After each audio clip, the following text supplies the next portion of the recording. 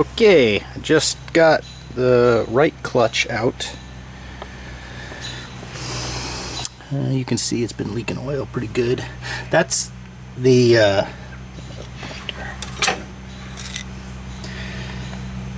that right there is the pivot for the clutch throwout bearing yoke, and that should screw all the way out.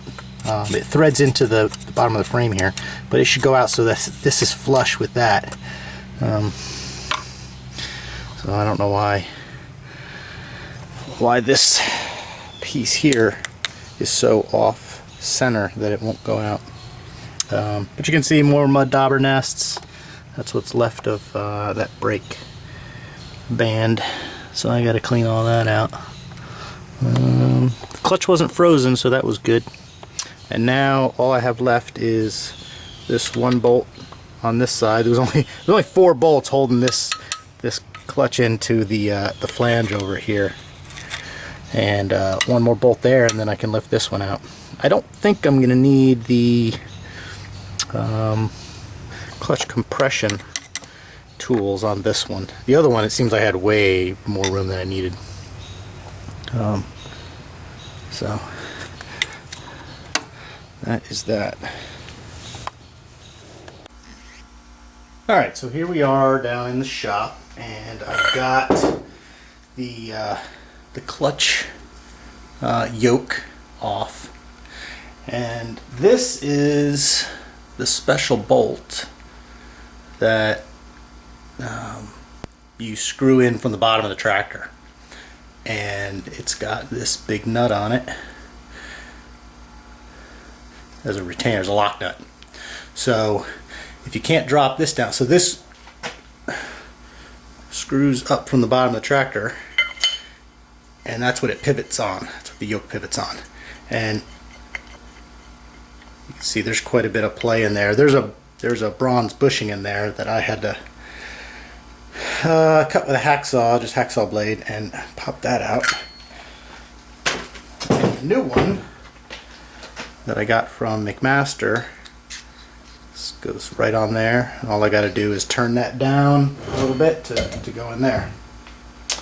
Let's see. And then this is the upper bearing. This bolts to the cover for the clutch compartment and goes right over the top that, and it's supposed to keep that, and you can see how much play is in that guy. There's a little bit of wear on here, so I'll try and clean that up in the lathe just to get it round, because these bushings are pretty worn too. So I got a couple of those, also from McMaster, Oil Light bronze bushings. There's no grease fittings on these things. There's a little recess there you can see where there's supposed to be a felt seal, and you can soak that with oil. And then there's a little sheet metal cover that goes over the top to keep that in. So anyway, I'm gonna put new bushings in there to tighten up the yoke so it doesn't wobble around as much, so it'll get a little bit better control on the actuation. So when any of these parts get worn out, it's going to put stress on another part. So while I'm here, I mean, these bushings, you know, they're a few bucks, so it's pretty cheap insurance. As I mentioned before, the other one I couldn't get all the way out, so it only dropped down to about that far, is sticking up into the clutch compartment, and so I kind of had to, you know, tilt this one off. So I don't know what I'm going to do about that. I still haven't figured out if there's a better solution to this, because that brace on the bottom is keeping this one from coming out, so, or the other one from coming out. So anyway, that's those are the clutch yokes cleaned up, and I will show you the clutches and stuff disassembled out in the garage in a bit. Okay, I got both clutches out and both clutches disassembled.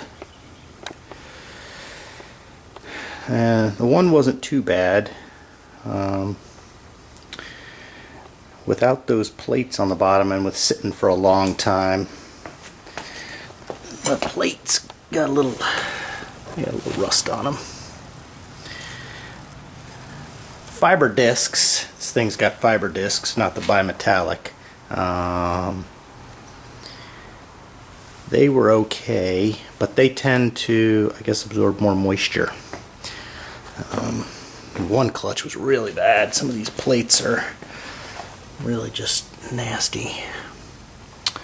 And that one seemed to have gotten a lot more moisture in it because the friction discs expand. You can see the teeth are all messed up. They basically expanded. They're all chipping off.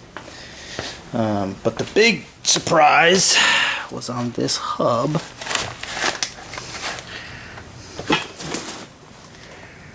There's a big chunk out of it.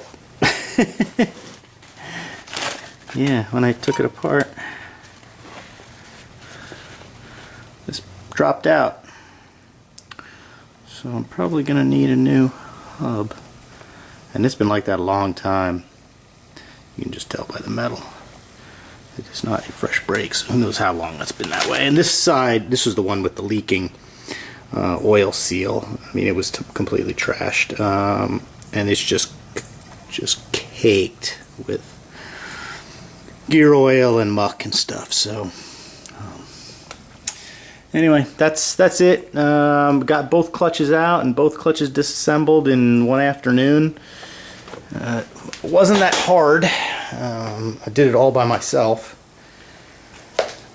Just used a I'll show you outside.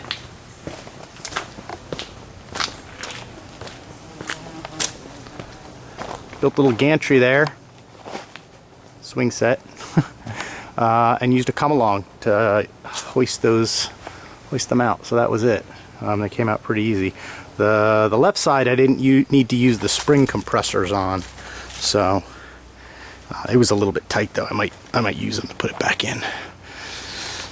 So now we order parts. See how much that's gonna set me back.